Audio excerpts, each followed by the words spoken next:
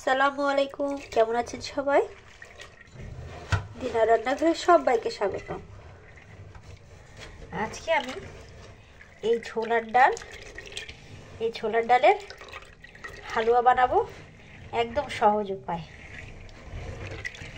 এজন্য ছোলার ডাল ধুয়ে একদম পানি দিয়ে সারা রাত ভিজিয়ে রাখবো।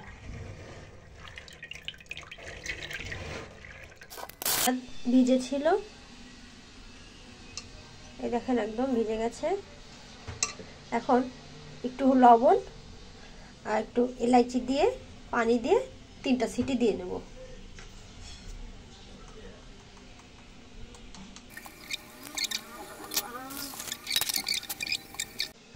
ডাল ফুটে একদম গলে গেছে। এখন এটা দিয়ে আরেকটু নাড়ালেই একদম গলে যাবে। আমাদের আর বাটা লাগবে না, মানুষ হাতে বাটে করে করে কত পরিশ্রম লাগে। এখন এটা করতে কোনো পরিশ্রম লাগবে না।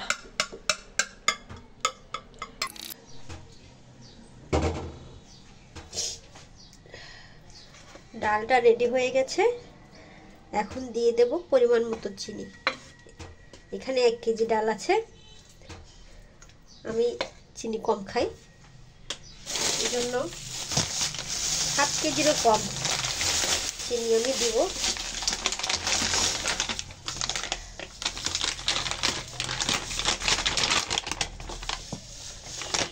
আমি আমার চোখের পরিমাণে দিচ্ছি, লাগলে আবার পরে দেব।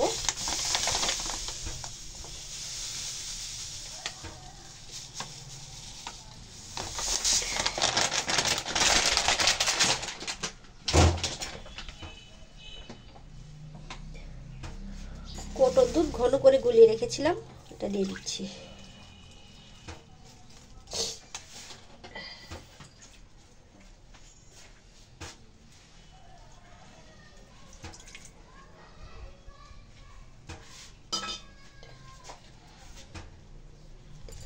এলাইচি দারচিনি যদিও আমি ডাল সেদ্ধ করার সময় দিয়েছি, তারপরেও এখন একটু দিয়ে দিচ্ছি, আবার পরে উঠিয়ে ফেলবো রান্নার পরে।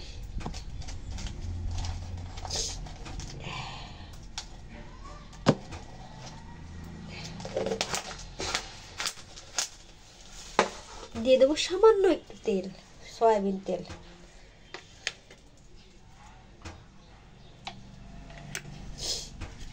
আমি কোনো কালার ব্যবহার করব না, ঘি দেব, তবে আস্তে আস্তে নাড়তে নাড়তে একটু শক্ত হয়ে আসলে তারপরে ঘি দেবো আর ভাজবো।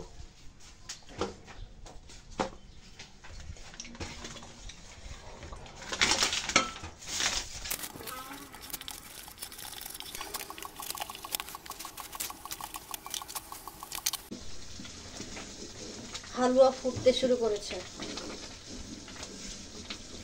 হালুয়া টাইট করতে গেলে কিন্তু অনেক সমস্যা, ছিটে সারা গায়ে লেগে যায়, জন্য একটু সাবধানতা অবলম্বন করতে হবে, দূরে দূরে থাকতে হবে। আর এই যে নাড়ার জন্য যে হাতা, এটা অনেকটু বড়তা নিতে হবে, দূরে দূরে নাড়ানো যায়।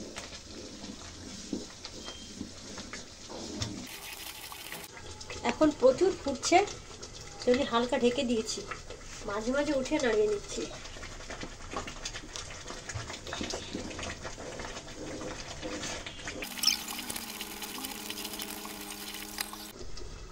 এখন জাল কমিয়ে ঘি দেব আর নাড়ব।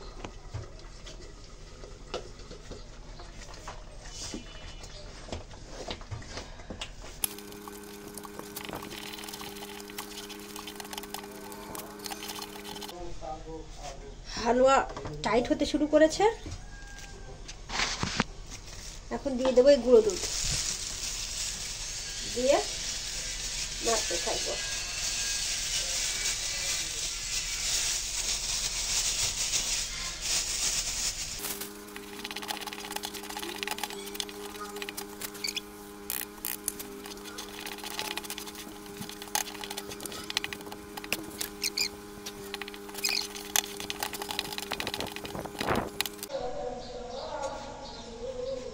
হালুয়া টাইট হচ্ছে, আমিও টাইট হচ্ছি।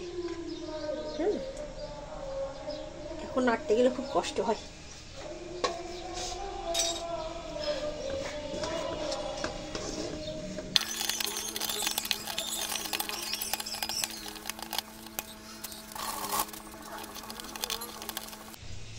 প্রায় হয়ে এসেছে। এখন আরেকটু গুঁড়ো দুধ ছিটিয়ে দেব।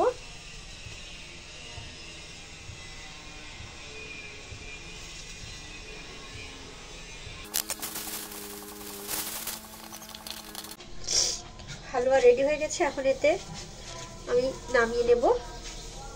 একটু ঘি মাখিয়ে নিচ্ছি। হালুয়া তো টাইট হয়েছে, হালুয়ার সঙ্গে আমিও টাইট হয়ে গেছে। যা হোক, মাখিয়ে নিলাম। এখন হালুয়া একটু করে নামিয়ে নিই।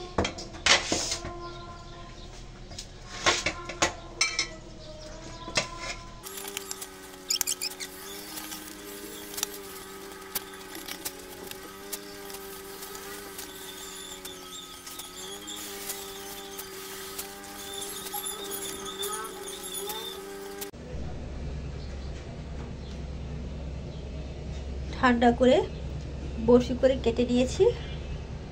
ভিতরে একটু কাঠবাদাম দিয়ে সাইজ করে নিয়েছি। দেখুন, একদম সহজে তৈরি করে নিয়েছি। দেখতেও দারুণ, খেতেও অনেক চমৎকার। আপনারা এইভাবে খুব কম সময়ে হালুয়া তৈরি করে খেতে পারেন। ভিডিওটি দেখার জন্য সকলকে অনেক ধন্যবাদ।